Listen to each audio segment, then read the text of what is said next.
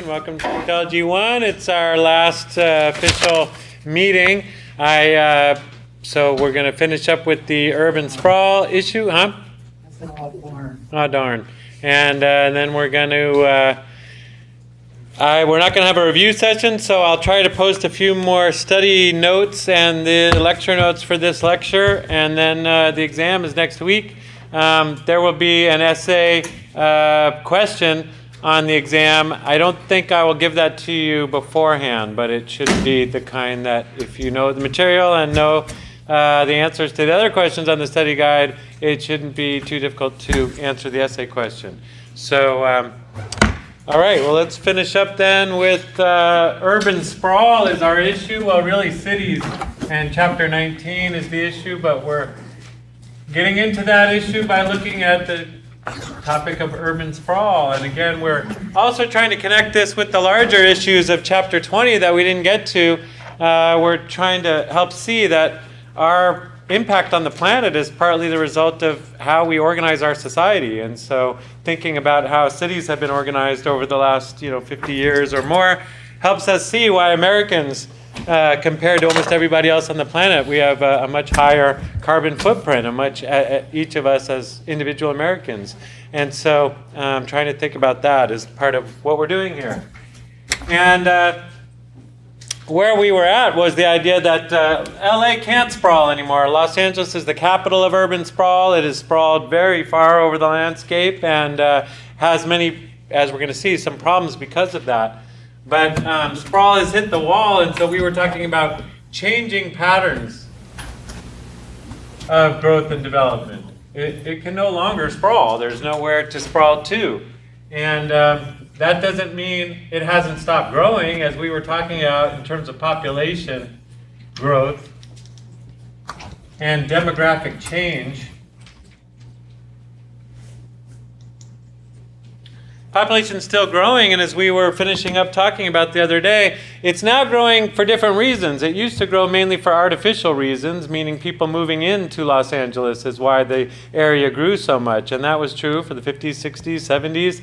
In the 80s and 90s, though, it begins to be a different kind of growth that's more based on what's called natural growth, more people being born than leaving the area or dying. And so actually there's now more out-migration rather than in-migration. More people are leaving LA than moving in, and yet there's more babies being born than that, and so you get some growth. But that means the demography of the area is changing. Demographics is the study of populations, so not just how big they are, but what is their makeup in terms of ethnic groups and age groups and things like that.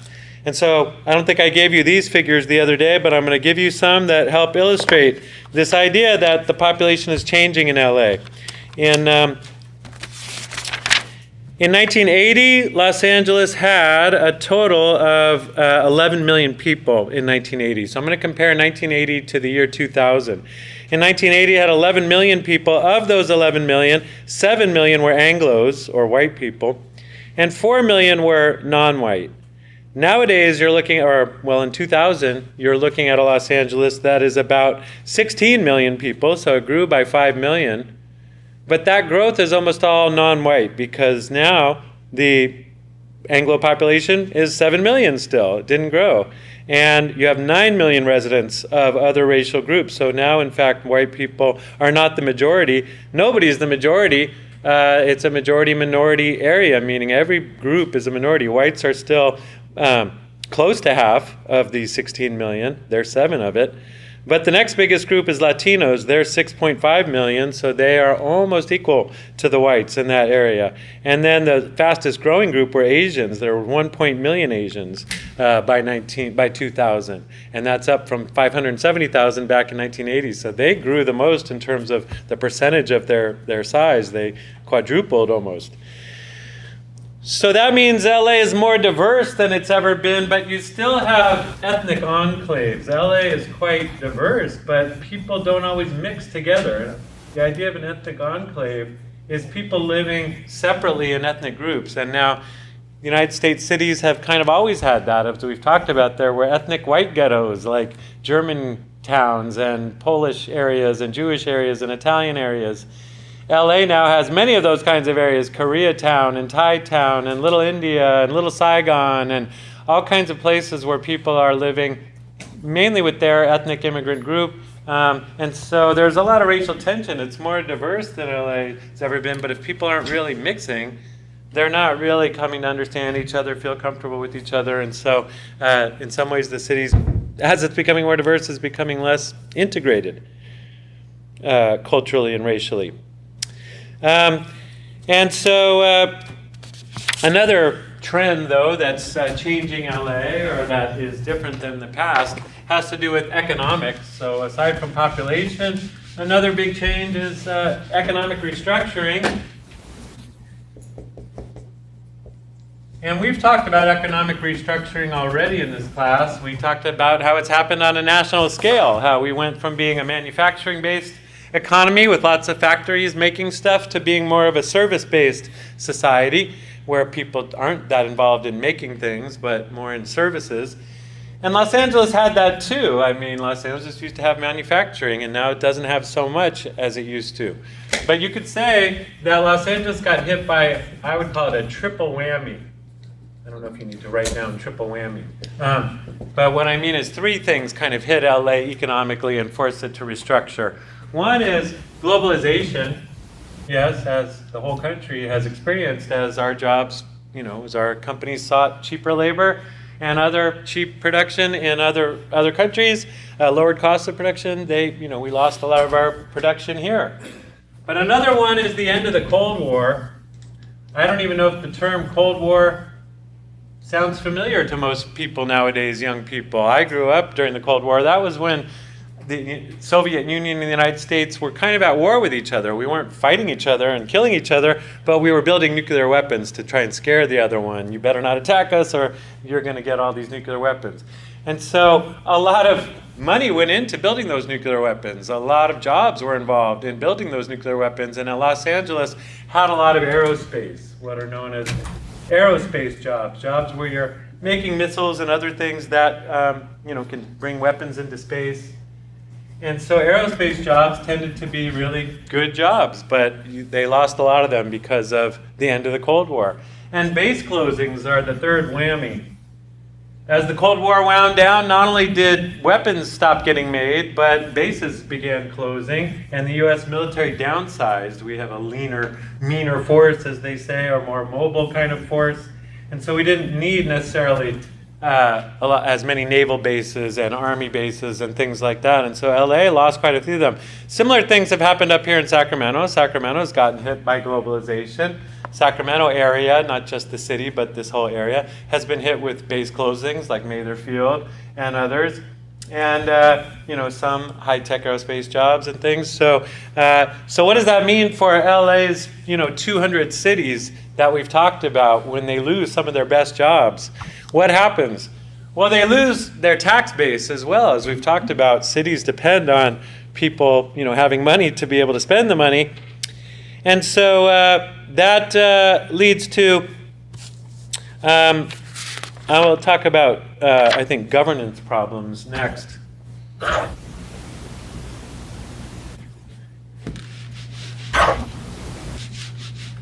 So changes in governance, not really problems yet. I'm not really talking about problems yet, but changes in governance.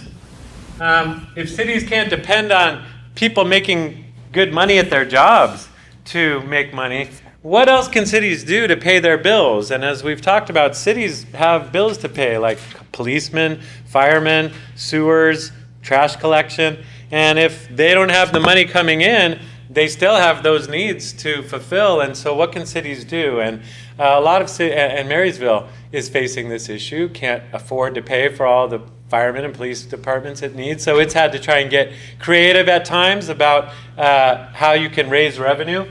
So can you think of, so when we talk about governance, that's how do you govern an area? How do you make sure all the things citizens need are in place?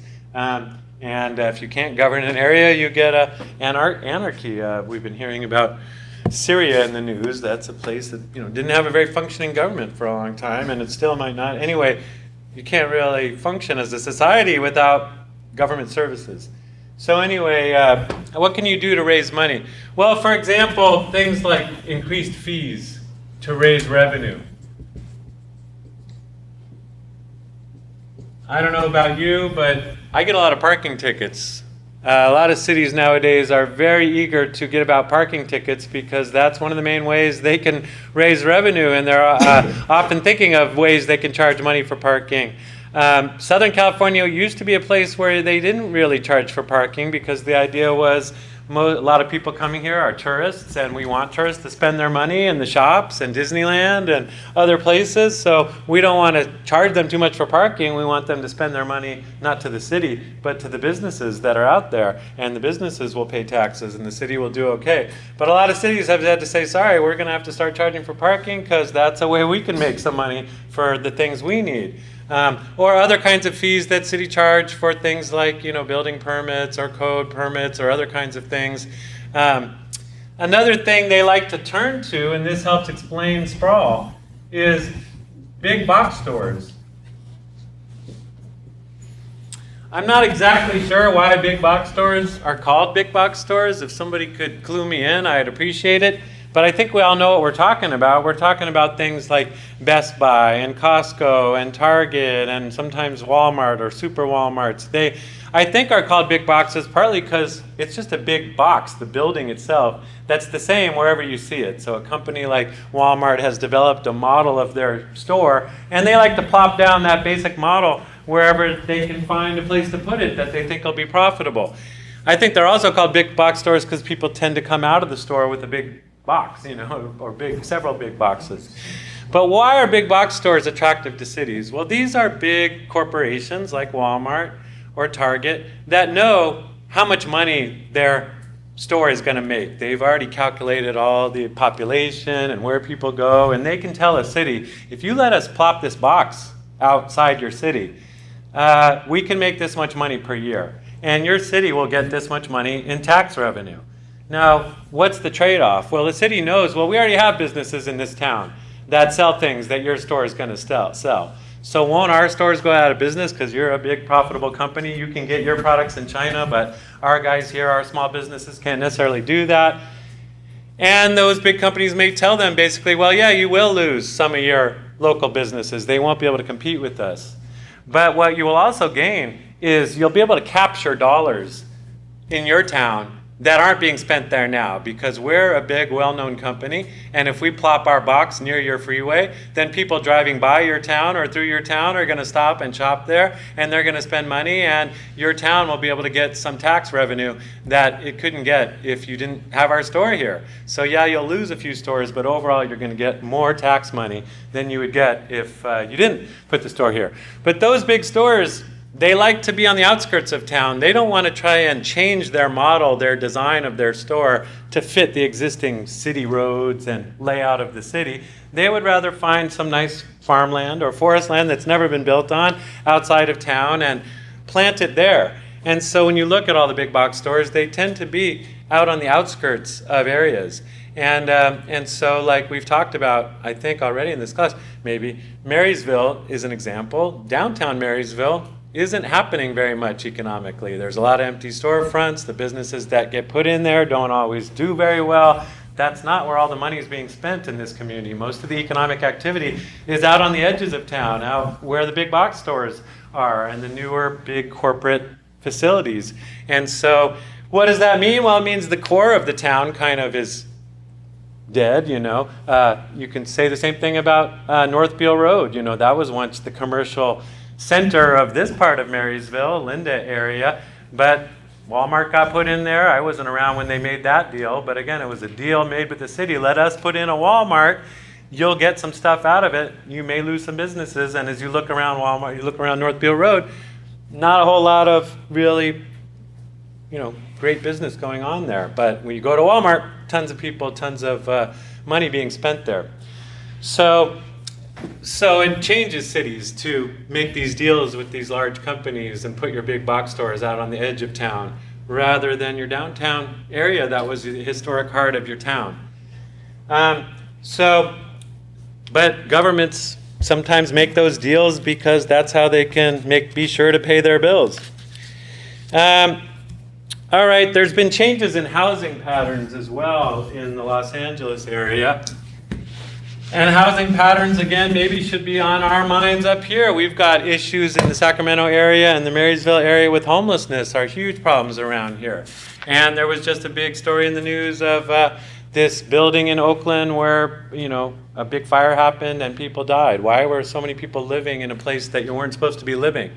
Maybe artists couldn't afford the rents in the Bay Area. And right now the Bay Area is really out of control in terms of how much rents are. And so people end up doing things that maybe they shouldn't and then pay the consequences. But changes in housing patterns is a change I need to talk about here. I don't remember what number we're on, maybe 3. So LA has always been known for building a lot of homes, and in the 1980s, if we compare the 1980s to the 1990s, you see something interesting. In the 1980s, 1 million new homes got built. So 1 million homes in 10 years got built. In the 1990s, that decade, only 400,000 homes got built. So you see a big drop-off in the number of being built. But what's more significant is not so much how many fewer got built, but what didn't get built. So you could say in the 1980s, 1 million new homes. And in the 1990s, only 400,000 new homes. And when we say homes, I really mean housing units. But what are these units? Well, in this era, it was mainly single family units.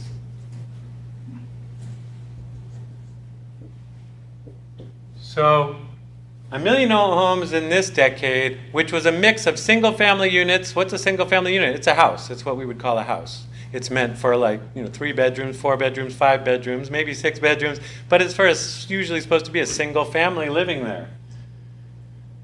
Multifamily units, though, so not multifamily units. That's what didn't get built in the 1990s. In this period, 1 million new homes, some were single-family units and some were multifamily units. But in the 1990s, very few multifamily units got built. What's a multifamily unit? It's an apartment. It's something that many families could live in. It could be a duplex, just 2 families, or it could be an apartment complex with many units in it, with many families living there. And as we mentioned, the growth of Los Angeles has been driven by developers. Developers trying to get profit quickly. And multifamily units aren't as profitable because there's a lot of a lot of expenses involved in building an apartment complex that's different than building a home. And who buys the apartment complex? Well, somebody else that's trying to make money. So they're not looking for their dream apartment complex. They're looking for one that they can make money on. When you build a home, though, if you're a home builder that builds a bunch of homes, people buy their homes not necessarily with the idea that they're going to make money on it. They buy it because it's their dream home or because it's where they want to live or it's near their school. And so people might be willing to pay $800,000 for a 4-bedroom home, which is what people were paying back in LA back in the 1990s. And if you're a home builder, wow, you can make a lot more money building those dream homes than you can building multifamily units. But not everybody can afford a dream home. And if you don't build multifamily units, then what are you doing? You're reducing the number of rentals available for people. And if you don't have as many rentals, but you have a lot of people wanting to rent, well, rents go up. Well, what happened during the housing crisis? As you all know, 2008, a big housing crisis happened. Who got hit with the housing crisis? A lot of people who bought single-family units, overpriced single-family units that were like $800,000 and $700,000 when they bought them. Well, those people, many of them got foreclosed on. And so there's whole areas of LA, there's whole areas of Northern California too, but whole areas where a bunch of new dream homes got built, $700,000, $800,000 homes, people moved into them, then the crisis happened, and then all those homes are sitting there vacant.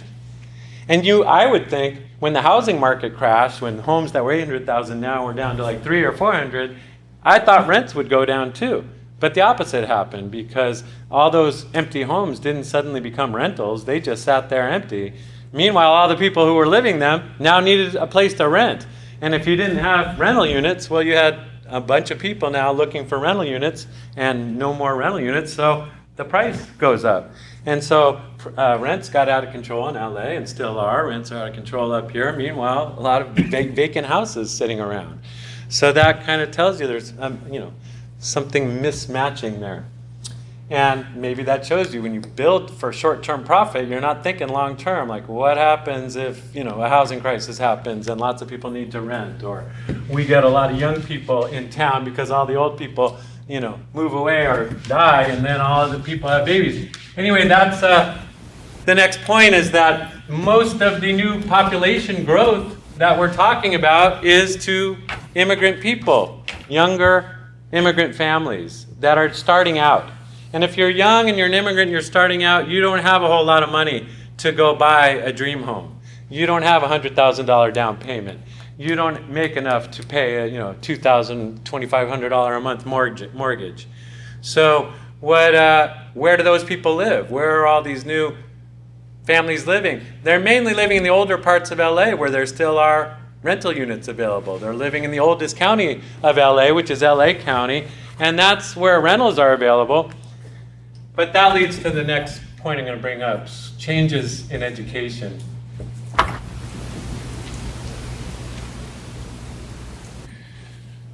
All these new children are being born in the oldest, poorest part of LA, like LA County.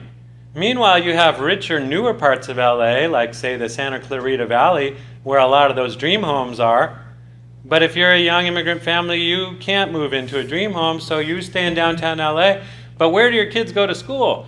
Well, the schools in downtown LA are also old and crumbling. And as we learned earlier in this class, if you're an old crumbling school, you spend a lot of your money just keeping the school open, just keeping tiles on the roof, keeping the air conditioning working, keeping the heating working. And so what I'm saying is the schools that are having the most new students to deal with are the schools that, physically speaking, are the least able to handle all those new kids. And then meanwhile, out in these newer parts of LA, that's where all the homes got foreclosed on, and all the families that moved in aren't there, so you have brand new schools out there that don't have enough people in them. So you got brand new schools that don't need a lot of money being spent on their heating and air conditioning, but they don't have a lot of kids. Then you got these schools that are filled with kids that don't have enough money for books and computers and other kinds of things that would help make sure these children of immigrants are going to become successful members of the society. So again, it's a mismatch. It's showing you that if you don't really plan out your city and you just let people, who are interested in profit do all the planning, well, you may end up with a city that isn't very well planned out and doesn't really work and might not even be very profitable in the end. So that's some lessons maybe. And then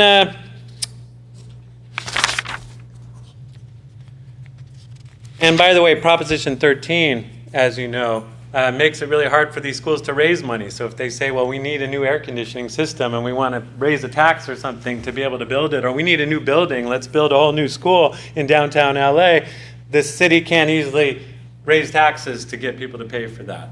And so they just keep trying to use these older buildings and make them work, and it's a problem.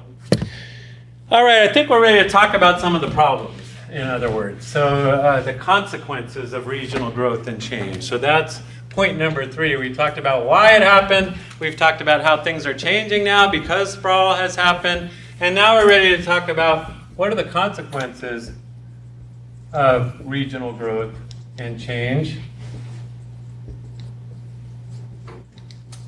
And again, this term regional is really important because I think that's one of the main points we're trying to make here is cities nowadays aren't just self-contained little places.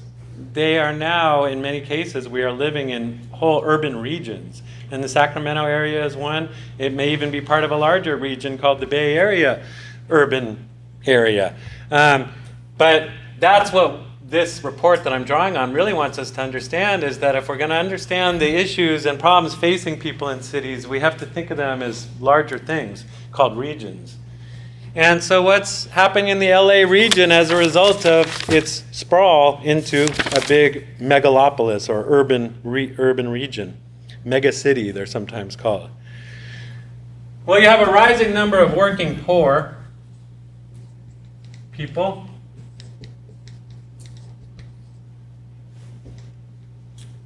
haven't heard that word used too much in political discussions this year, but working poor, what does that term mean? It has a technical definition.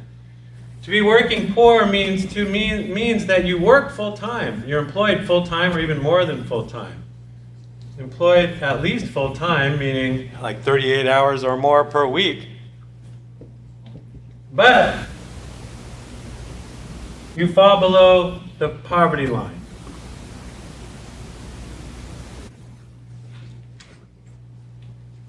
So technically speaking, somebody who's working poor means they qualify as poor, they're in poverty. But they work full time. Now what is the poverty line? Let's talk about that because that's an important thing to know if you've taken a sociology class, and it has a lot to do with things we're talking about. Poverty line is a federally defined thing. The federal government back in the 1960s was when the federal government, Washington, began saying we need to take care of poverty. In fact, they called something the war on poverty. And so then the question quickly arose, well, what is poverty? How would you define somebody as being poor? How do we know who's poor and who's not poor? And they created programs for poor people. So if you are poor, and I'm not just talking about welfare, but other programs like Head Start or other kinds of programs that are open to people in poverty. And so the federal government said, well, we need a definition. We need to be able to define this person's in poverty, this person is doing okay. So they had to come up with a poverty line.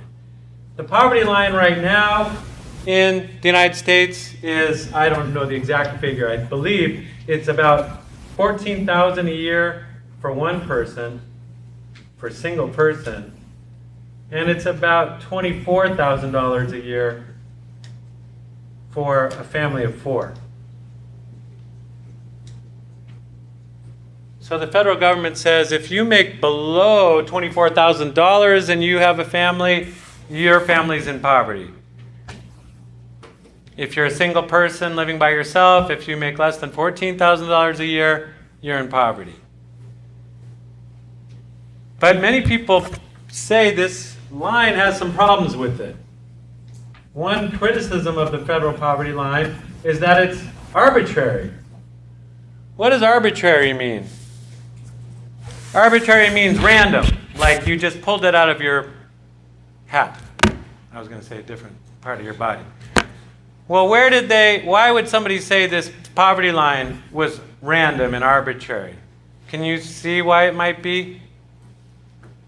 Is $24,000 enough for you to live on? If you made $24,001 a year, would you be fine? But if you made $23,999, now you're poor? Why else would it be random? I mean, that means it's random, meaning it's as if there was a clear line between being poor and not poor. It's not that clear. But why else is it arbitrary and random?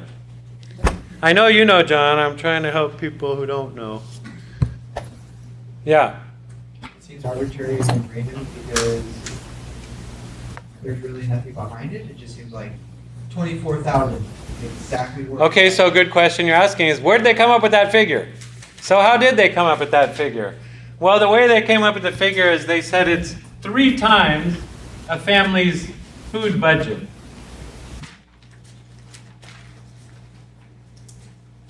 So back in the 1960s, when they had to come up with the poverty line, they said, well, what is poverty? Poverty would mean you couldn't really feed your family well. So how much does it cost to feed a family? And so they sat down and they figured out a basic budget for a family to be fed, and they tripled that. They said, here's how much it costs per year to feed a family. Let's triple it. Why triple it? Because families don't only have food to pay for, they have rent, they have other bills, they have, recreation.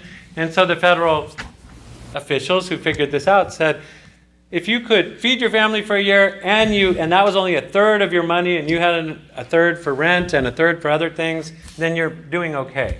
But if you don't have 3 times that, 3 times your family's food budget, then you're in poverty. Something is sliding. Either you're not feeding your family enough or you're living in a substandard situation or something like that. So that was how they came up with the number. But why else might be? So that's supposedly not arbitrary because they're trying to say there's a real thing here. It isn't just pulled out of our hat. It's based on food, and people need to eat. But why might that even in itself be a kind of arbitrary?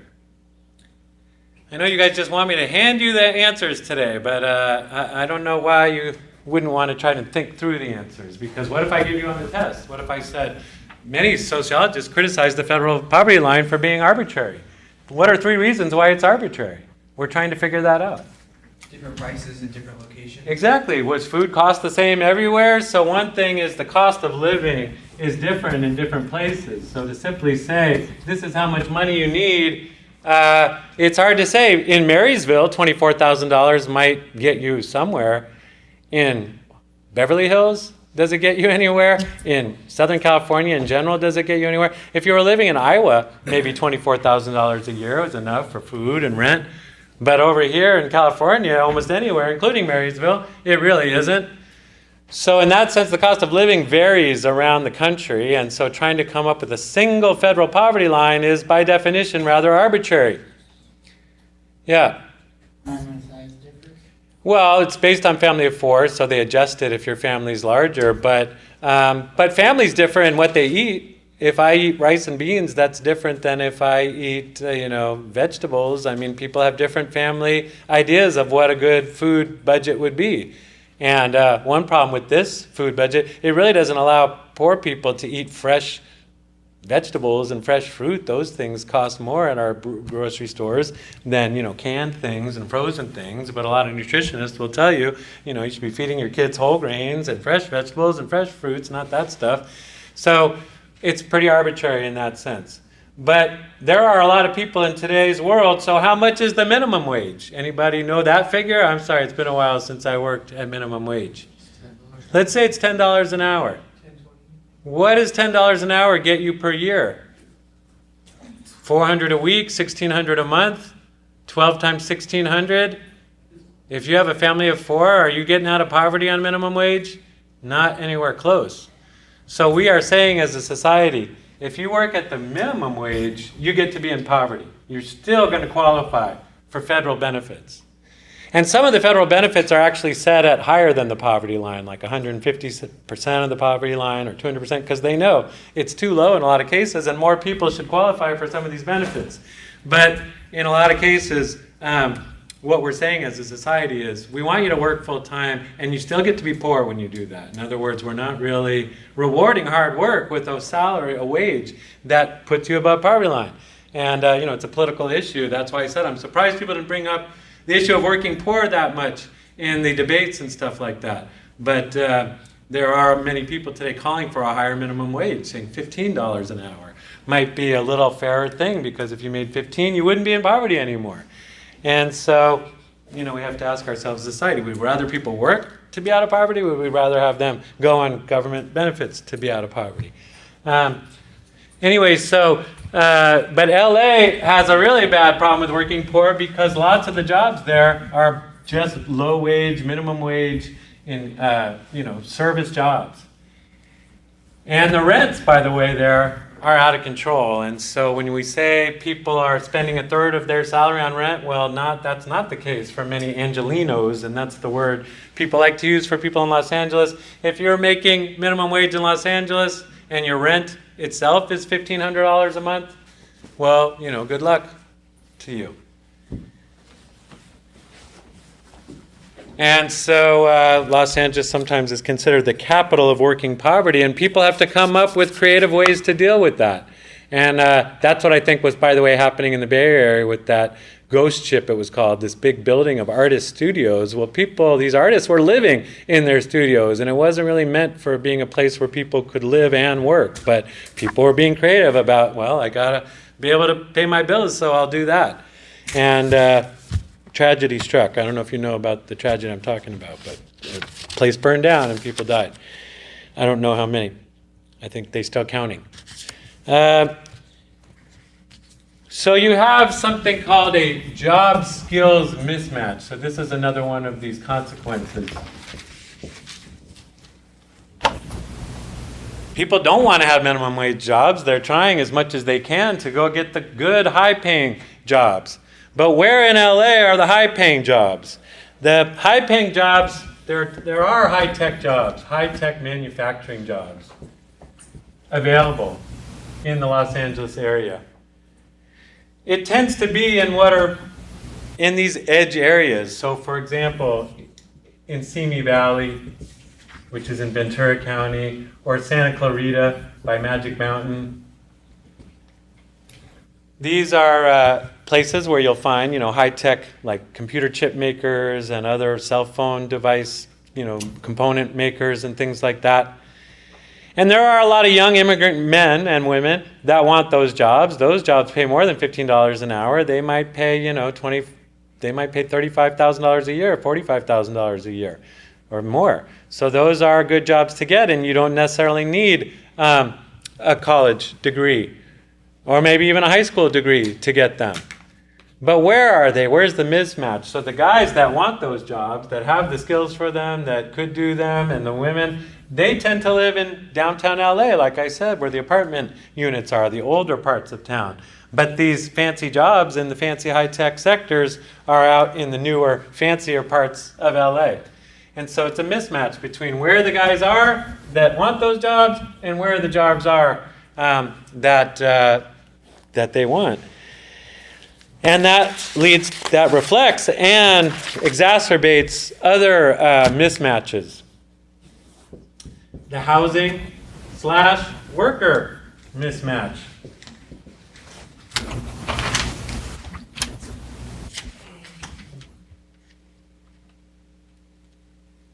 So they didn't build a lot of apartment units out where the fancy jobs are. So the apartment units, like I said, are further away. But even so, people who are even living in apartment buildings in LA are not spending 1/3 of their income on their rent. The average person in LA spends 37% of their income. And that's average, but there's a lot of people for whom it's more like over 50% of your income is going to your rent. And that's just not a healthy budget, because that means you're probably not spending enough on, just being a relaxed person. You're spending it all on food and rent, but not on other kinds of things that make you a happy camper. And somebody figured out in LA that in order to be able to afford a one-bedroom apartment in LA, just a one-bedroom apartment, one bedroom, a living room, and a kitchen, you have to make at least $15 an hour. And this was back in the year 2000 when this report was being written. And our minimum wage is down to 10. So we're not paying people enough to live in LA. And so what do you see? Some really creative things in LA. For example, there were houses I heard about that were rented by 12 guys. 12 guys renting the same house, and you go, well, where do they all sleep? Well, 6 of them work all night, and they work all night, and 6 guys sleep in the house at night. And the other 6 guys, they work all day, and the other guys sleep there at night. So they're like taking shifts to be able to live in the house. And you hear about lots of other creative solutions that aren't so healthy. And that's not healthy for a variety of reasons. Too many people in one house is not hygienic. And too many cars on one residential street, too many cars trying to park and stuff is not healthy for the neighborhood. So that's not a good solution for people, but it's one people, find and come up with.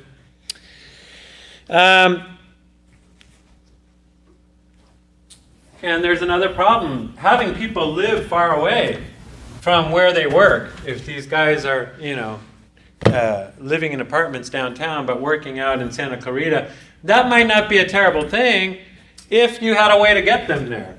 But what you also have is a worker/transportation mismatch.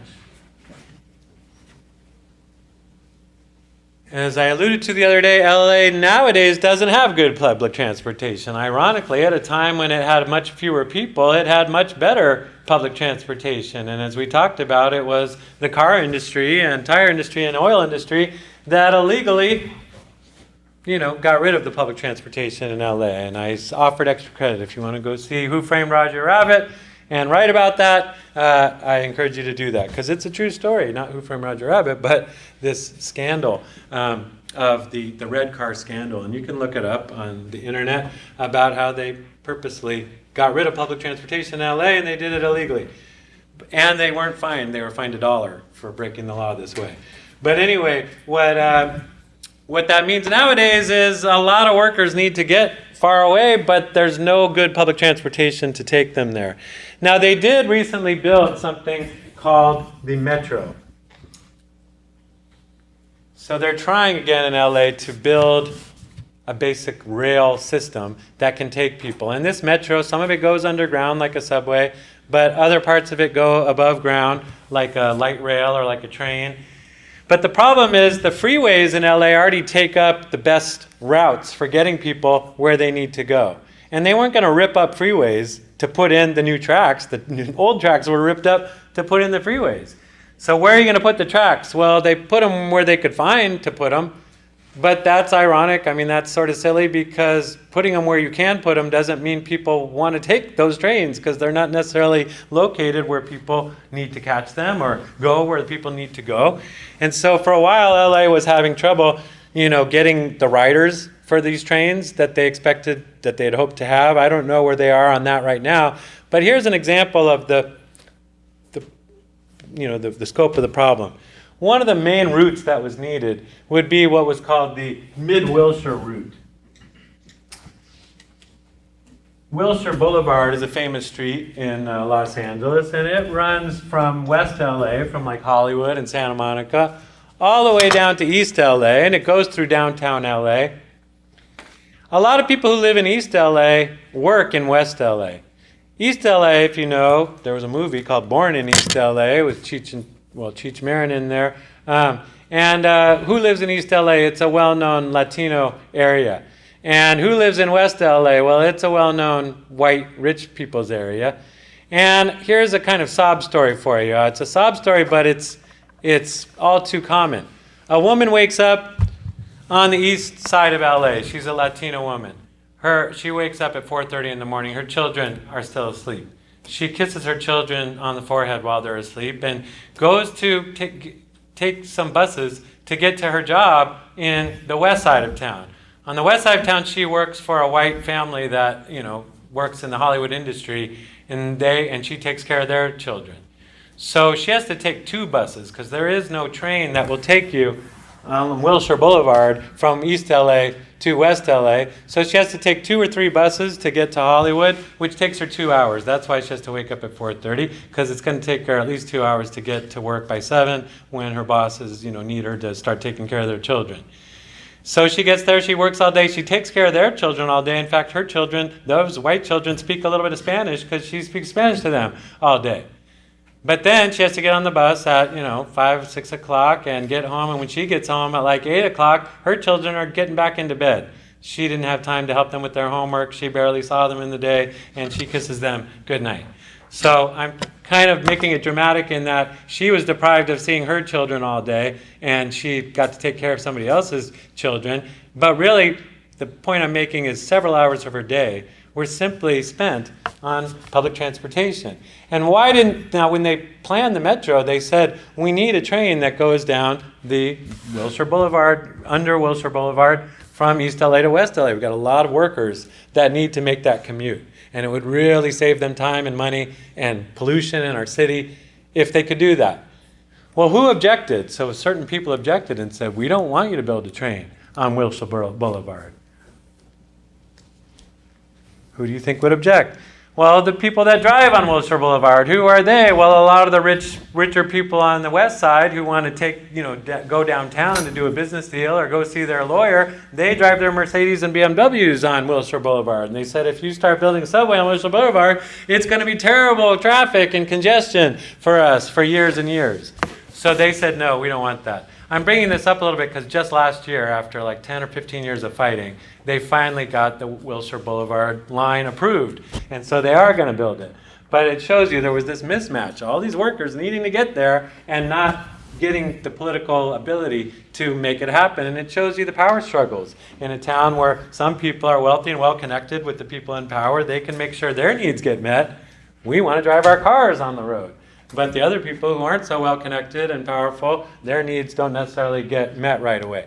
But in the end, if not everybody's needs get met, it doesn't really help the city as a whole. So again, it's short-sighted for some people to say, well, you're going to mess up my commute right now, instead of asking, well, how are everybody's commute's going to be better in 10 years once we get this thing built. And so LA's had a problem with its mismatch of public transportation. What do you think my next problem is going to be? If there are lots of workers that need to get far away to their jobs, but there isn't a lot of public transportation to get them there, what do you think another problem is in Los Angeles? Traffic. Traffic congestion and pollution is a major issue in that area. It's starting to become an issue up here. I saw a bunch of farm guys burning stuff today. I think today's one of the days you're allowed to burn. So the Sacramento Valley has had to be more, regulatory about when you can burn things because they're starting to worry about pollution up here. But Los Angeles for many years was known as the capital of smog. I don't know if you know what smog is. You're lucky if you don't up here in Northern California. But smog's like a mixture of smog and fog and other particles in the air. And it's very unhealthy to breathe smog. You're starting to see smog in Sacramento. As I look out over the Sacramento Valley at night, sometimes it's this brown haze hanging over the valley. That's smog. LA had brown haze for its whole existence pretty much. I grew up in Santa Barbara, California, where we used to hate LA because our air was clean and fresh and oceany and all that, and we would see their air coming to us, like here comes the smog from LA, and it's not nice. But anyway, but here's some figures about that. People spend a lot of time on the road there. They spend a lot of time on the road not going anywhere. So somebody did a study, LA Times did, of what are called vehicle miles traveled. Increased VMT. How many vehicles are on the road in a given year and how many miles do they travel? And so you can measure that in a city. How many vehicles are driving how many miles? And between 1980 and 2000, the population grew by about 44%. So it grew by around half. But during that period, the vehicle miles traveled doubled. They grew by 100%. So why would it be, or what does that tell you, if the population only grew by 40%, but the vehicle miles traveled grew by 100%? What does that tell you?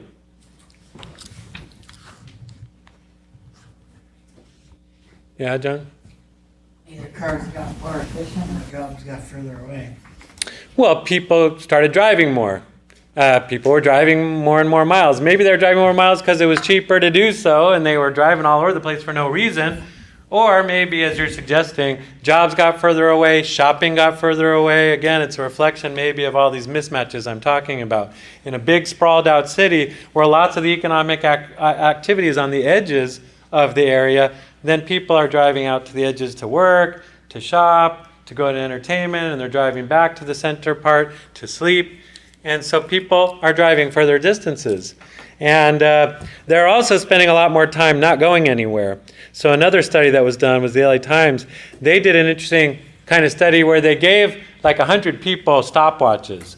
And I forget what those kind of stopwatches are when it's additive, I think is the term, where you just turn it on. They said only turn on the stopwatch when you're not going anywhere. If you're in your car and you're stopped at a stoplight, turn on your stopwatch.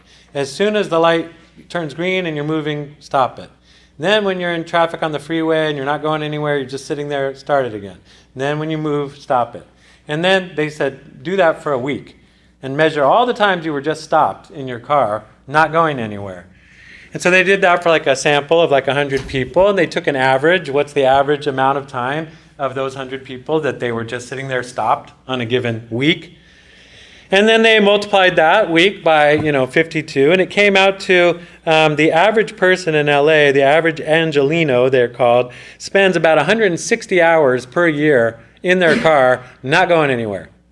160 hours a year. 160 hours a year, that's a full month of work. You could have been earning money. But you didn't. You just sat there in your car going, I hate traffic. And you also probably got road rage. When I was living in LA, this new hobby started coming about. I don't know if it was a hobby. I don't know. They never solved it. But it was this thing where people were just getting shot in the head on the freeway. You just be driving along, and some guy pulls up and shoots you in the head, and that car just goes over to the side with a dead person in it. And they're like, why are people getting shot in the head? And it wasn't like gangbangers. It was middle-aged people. It was young people. It was all races. And they were pretty sure it was just road rage. Just people were starting to get to the point of just like, you're in my way, I'm shooting you. And I don't know, I felt like, well, I'm glad I didn't own a gun, because I probably would have shot a few. But anyway, it's not fun sitting in traffic. You're like, stop. And meanwhile, it's like only 5 miles you got to go. It's like, I'm 5 miles from home. If I just got out of my car and walked, I could get there in 15 minutes. But you're like, I got to keep doing this. And it's the most frustrating thing. Meanwhile, all that traffic congestion sitting there is causing horrible pollution. And there's some good news there. In 1978 or 76, there were 102 Stage 1 smog alerts. A Stage 1 smog alert is when the air is so bad, the smog is so bad, that they don't want children to go out of the house. And so they close the schools. On days like that, it's so smoggy that they say, parents, you have to stay home with your kids. Why is that? Smog, when you breathe it in, it has free radicals in it. It has these chemicals that damage your lungs and really damage your breathing. And I can remember when I was in the 70s as a kid, we would sometimes go to LA for Dodgers games or Magic Mountain. And at the end of the day, if you took a deep breath like that, it hurt really bad. Like just to breathe, it hurt. So that, and there were 102. Now, I don't know if it was 102 for the whole Los Angeles. I'm not sure how they measured this. I think one part of Los Angeles could have a smog alert that day. But in that year, there were 102. In 1998, there were 12 Stage 1 smog alerts. So what does that tell you? That's good news, right? Why were there so much less smog in 1998 than in 1976 when in fact there were 44% more cars on the road and 100% more vehicle miles traveled? Huh? No. More vehicle miles traveled, more people driving, more cars on the road, but a lot less smog. Smog checks. Smog checks. Bingo. In other words, catalytic converters. So I'm bringing this up too because you can, as a society, make a policy that says, hey, let's change how we're doing things and maybe we'll clean up our air. So LA used to be the smog capital of the country. And nowadays it's not. Houston, Texas, I believe, has that dubious distinction of being the smoggiest place in the country. And Texas is a state that is an oil state. They don't think their air needs to be clean from oil. We in California, think that way. We like our clean air, and we demand that if you're going to drive a car here, you got to have a catalytic converter on it. And it has cleaned up our air. Our air would be a lot dirtier nowadays if it wasn't for that. So it's you may curse the fact that you have to go get your smog check and be mad about it, but think about little kids not being able to go to school because their lungs are getting damaged. And then think about, having to get a smog check once in a while. I think it's worth it. But anyway, but another thing to bring up here is the idea of the locus of smog has shifted. Locus of smog. Smog is like a big cloud, and the cloud tends to gather in a certain area. So you have cars all over LA producing exhaust, and that exhaust goes up into the air. But where is the sort of central cloud of smog? Where does it hang over? And it used to be that it hung over the bowl of Los Angeles. Again, downtown LA, the county of LA is the oldest part. It's down by the river. It's in a basin, like a bowl.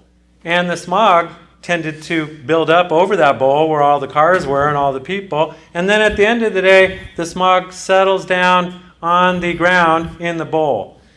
Well, if you think of LA as a bowl, the hills around the bowl are the edges of that bowl.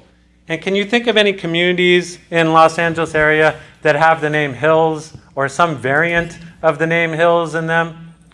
Like what? Beverly Hills. Palos Verdes Estates, that means green hills. Pacific Palisades, that means hills by the Pacific Ocean. What do you know about these areas? Baldwin Hills. What do you know about these areas? Who lives in the hills? Richer people. Who lives in the bowl? Who lives in the flatlands, down by the rivers where it floods, where it's flat? Poorer people. And so traditionally speaking, one reason not much got done about smog in LA is because the only people that got really affected by it were poorer people. And wealthier people are up there in the clouds going, hey, the air's fine up here. It's really nice. I don't see any problem with the air in LA. And people down here are like, yeah, it's kind of smoggy here. And if you look at, there's these things called cancer clusters. If you look at the data on where does cancer happen in Los Angeles, and it's clustered in certain spots. And it tends to have been clustered in the bowl. So who gets cancer in LA from all the smog? Well, poor people, non-white people, richer and whiter people. And by the way, Baldwin Hills is known as a rich African-American area. But again, it's wealthier people up in the hills versus working people down in the flats. And I lived in Long Beach, by the way. Long Beach has another issue, which is the port there. And you have the most busiest port in the United States with all these ships coming in. Ships use really bad fuel. They use this really low-quality diesel fuel. So when they're docked out there waiting to unload their cargo, all this really bad exhaust comes from off the ships and settles over Long Beach. And every morning in Long Beach, if you go out to your car and go like that, your finger's going to come up black from all this soot, this coal, this, what do they call it? Some kind of soot. That's their coke ash or whatever they call it. Anyway, it's yucky. And my daughter, so one of the cancers, I was looking at the cancer clusters. And where I lived, a place called Bixby Knolls, was a cancer cluster for a specific kind of cancer, throat cancer. And throat cancer can be caused by every day breathing in this soot. And my little daughter, who was 2 years old at the time, 3 years old, kept going, and I'm like thinking she's got some like neurosis, like we messed up her mind or something where she has to clear her throat all the time. I'm like, man, it's going to be years of therapy. But then I read about the throat thing. I'm like, maybe it's the soot. We moved up here and she never does that. She stopped doing that immediately and doesn't do that anymore. And so it's yucky there. But anyway, but the locus of smog is shifting. Because of the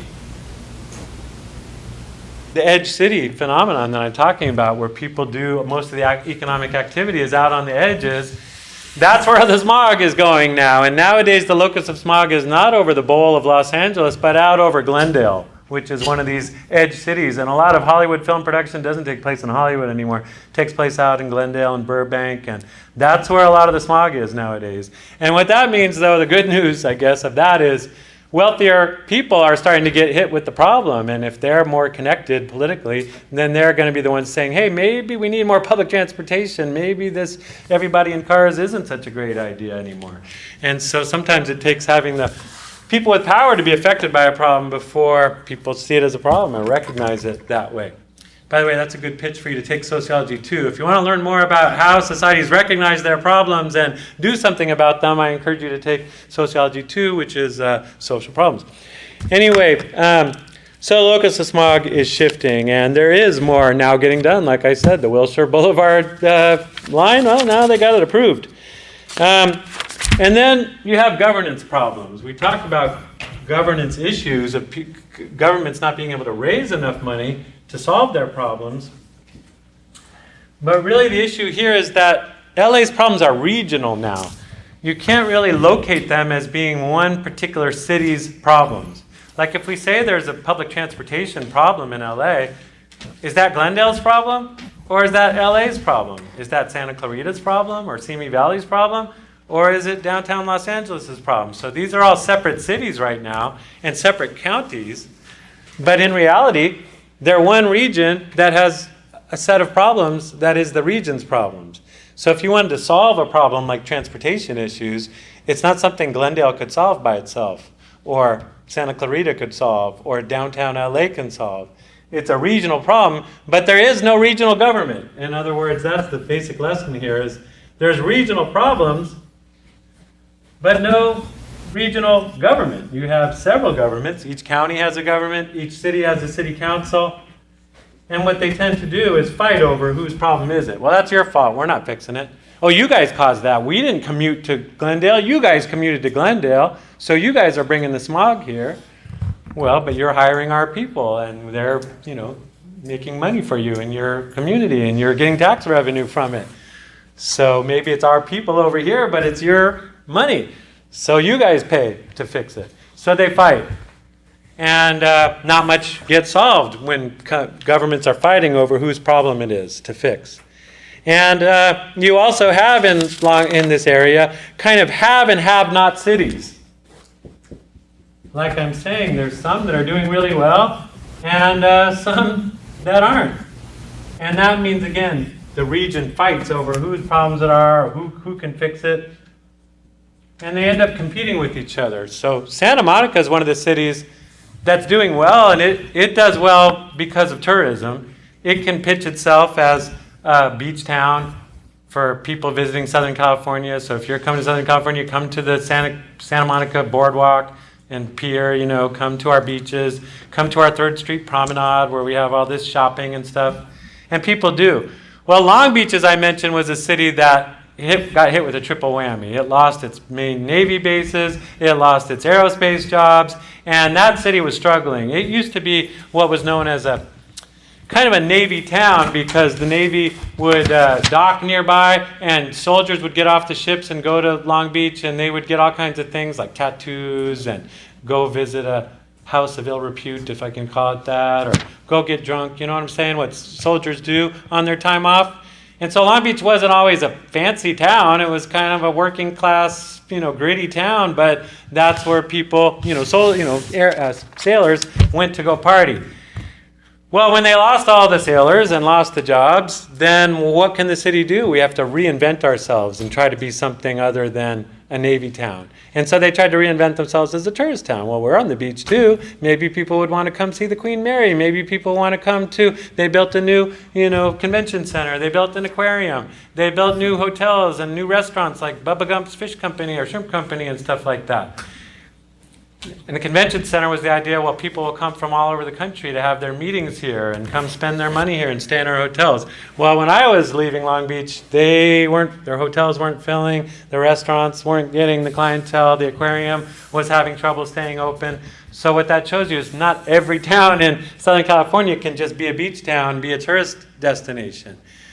But at the same time, people come to the whole region. They visit Southern California. So in one way, you could say, well, Long Beach should share in the wealth and prosperity of people coming to town because the residents of Long Beach still have to deal with all the tourists and stuff like that on the roads and stuff. So in a regional sense, people come to the region as tourists, but only some of the towns are benefiting from that, and others, end up trying to compete with them.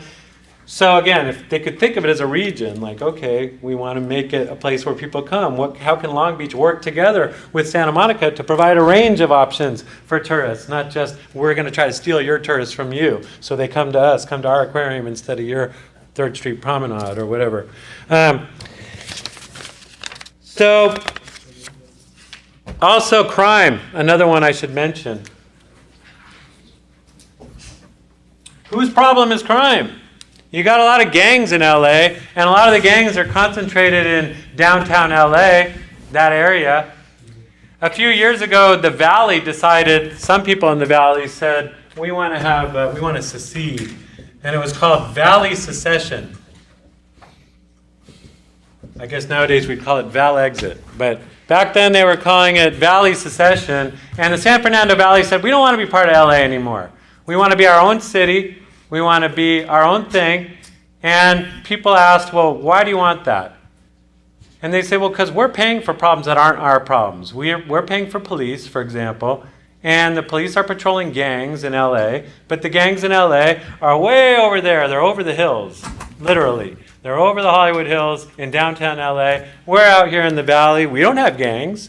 Not our gangs, not our problem. So why should we have to pay for the police to deal with that? So if we have our own city with our own police, well, LA can have its own city with its own police, and you deal with your problems, and we'll deal with ours. Well, ironically, how do you achieve a secession? Well, they tried to have a vote on it, so they asked the whole city of Los Angeles, do you agree that the Valley should be its own city and separate from LA? And most people are not in the Valley, so they voted no. And it was called, like, the divorce is what it was called, but the wife voted against the divorce and the husband had to stay. But what I'm trying to say is it's short-sighted again and kind of dishonest to say that the gang problem isn't San Fernando Valley's problem, because what we're talking about is these mismatches where poorer people, immigrant people, are basically forced to live in one part of town, the oldest, cramped, poorest part of town, and wealthier people that can afford houses get to live over on this part of town. And so that's why you have gangs in one part of town and not the other. And so you already are paying for that privilege. You already are getting that benefit. And then to then on top of that say, see, that's not our problem. We don't have to pay for the enforcement of it, is to deny that you have a segregated town in the first place. So you're already isolated yourself from the gangs. And maybe the price you have to pay is you're paying for the cops that patrol it down there. But if you don't want to keep it down there, well, maybe LA will say, well, we don't have enough cops, and then gangs will start coming into San Fernando Valley and jacking you up there. So, I mean, it's, again, short-sighted to sit there and say, it's not our problem because we don't see it. It's not our kids, so it can't be our problem. But, it shows you really the problem of having a region that is really a region in that you have some rich people over here, some people over here, poor people over here. They're all one thing, but they see themselves as separate entities. And so that's the problem, and these problems like gangs don't really get solved all that well. Well, what can you do? What are the solutions to sprawl? And here I'm not so interested in this report's discussion of Los Angeles, because again, we're not Los Angeles, and we only have limited interest in what they have to say about Los Angeles. But a lot of what they say is actually what is going on up here in the Sacramento Valley. Like I said, a lot of people up here kept their eye on Los Angeles and said, do we really want to become like they are down there? Or would we like to learn from that and avoid some of the lessons? Avoid some of the pitfalls and problems. The main idea, I think, is the idea of growing together.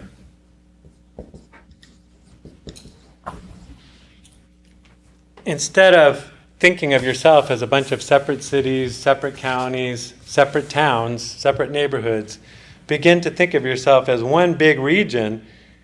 And so you have to have a kind of regional consciousness to do that. Consciousness means, who do you think you are? Do you just think of yourself as a Marysvillian, for example, or a Yuba Cityan? Up here, there's efforts to get us to think regionally. A lot of people now refer to Yuba County not as Yuba County or Sutter County as Sutter County, but as the whole thing as Yuba Sutter. We are the Yuba Sutter, because Yuba County and Sutter County are very much tied together. A lot of activity that goes over the bridges in between, people working there or living here or vice versa. And a lot of the problems we have in this area, you can't just say, well, that's Yuba City's problem, or that's Marysville's problem. People try to do it sometimes, but more and more we're seeing up here, issues like traffic, issues like housing, issues like jobs. We could solve them a lot better if we thought of ourselves as tied together as one region, one thing, rather than two separate things. And same down there. But if you don't have a regional government to do that, how do you get people thinking on the same page and thinking like, hey, we're all in this together, we're all part of the same boat? And Yuba Sutter has a long history of, I think, being divided from each other, and a river doesn't help get people to think together and grow together. But down there, but up here, one thing we have in this area that they don't really have in LA yet, and I'm going to put, for example, SACOG. SACOG is the Sacramento Area Council of Governments. You could write that down. That is an effort that's here in the valley, and they call it the Blueprint. What does it stand for? It stands for the Sacramento Area Council of Governments. As I mentioned, the Sacramento area is also several counties. And I forget which exact ones SACOG covers, but I believe it is Yolo County, which is where Davis is, Sacramento County, which is where Sacramento is, Yuba County, which is where we are, Placer County, which is where like Roseville is, and I don't think Sutter County is usually included, but El Dorado County is included. And so all those counties are part of SACOG. And for a while, the mayor, I believe, of Marysville, or maybe actually Sutter County is part of it, because I think it was the mayor of Yuba City for a while was the chairperson of SACOG. But what is SACOG? It's an organization of these different governments, and their main goal is to say, let's work together and think together like a region. Let's think about things like transportation and housing and farmland and open space, and try to make sure that decisions made in one area don't mess it up for people in another area. And so they created something called the blueprint, which is a set of what are called smart growth principles.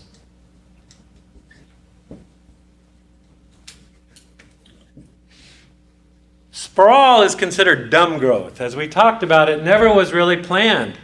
Nobody ever thought it through. Nobody had a blueprint or a plan going, for the next 50 years in LA when they started developing it.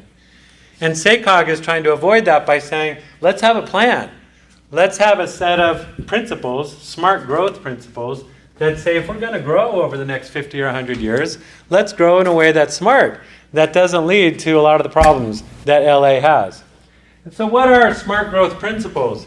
And this report I'm drawing on uses this idea of let's grow smarter. We got to grow together, but we also have to grow in a smarter way. And so what are smart growth principles?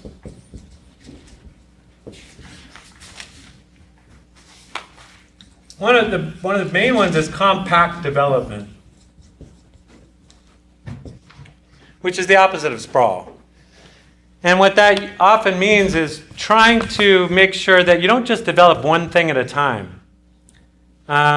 We tend to LA developed mainly by housing. One guy develops housing, so he goes and buys a bunch of land and builds a bunch of houses. Another guy is a mall developer, so he goes and buys land and builds a mall on it. Another guy is a stadium developer, so he goes and buys land and builds a stadium. Well, if you build all these separate things and develop them separately, you might end up with a plan that doesn't really work all that well. And so it's a better idea to think about, if you're going to build housing, well, let's also think about developing shopping and economic centers where jobs are. Because we want to make sure that when those people live in those houses, there's jobs for them to go to and shopping for them to do. That's relatively close by. That isn't like way spread out. And so compact development is the idea of let's keep things closer together as much as you can. Don't force people to get in their cars and drive long distances. And there's some things you can do along those lines. Another smart growth principle that's related is the idea of mixed use development. Instead of a single use, like just housing or just recreation or just shopping, a lot of developments today, the smarter idea is to develop something that serves multiple uses at once. So for example, building an apartment building that has houses in it, but that the bottom couple floors are offices, and maybe the very bottom floor is shops. So you have one big building that has shopping in it, that has workspaces in it, that has living spaces in it. It's a mixed-use development. If you look at the plan for Marysville, across the street from Yuba College, there's a big open piece of land. I remember when I first came to Yuba College, I'm like, there's a college around here? Because I couldn't see signs of a college around here. I saw some like open land, but what would you expect to see around a college? Well, on the plan for Marysville, it says that piece of land is slated for mixed-use development. No one has bought it and come up with a plan for that piece of land as far as I know. But they were imagining, the city planners, you could have like Starbucks there. You could have like apartments for students there. You could have a park there. You could have some cool stuff there right across from Yuba College. And that would be something that would be, again, mixed use. Here we didn't really think in terms of smart growth. We built Edgewater, which is a bunch of housing, but there isn't a whole lot of jobs and shopping around Edgewater.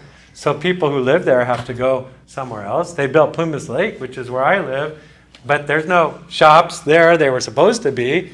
They didn't get built. There's no jobs, I don't think, really planned there, like office buildings or, warehouse or, workspaces, workshop spaces, or things where you could make stuff. So it wasn't like that, but so you could say, and that would be an example, Plumas Lake, of what's called leapfrog development, because they didn't build right next to Marysville, keeping things compact and close together. They leapt over a bunch of farmland and found some other farmland and just put Plumas Lake out there in the middle of effing nowhere, which is what me and my wife like to call Plumas Lake. But anyway, but we also like to think it's the middle of effing everywhere. But anyway, that's when we're in a good mood. What? No, I mean, you're pretty close to San Francisco, you're pretty close to Tahoe, you're pretty close to Sacramento. It's not that bad a place to live, Plumas Lake. I like it. But an airport.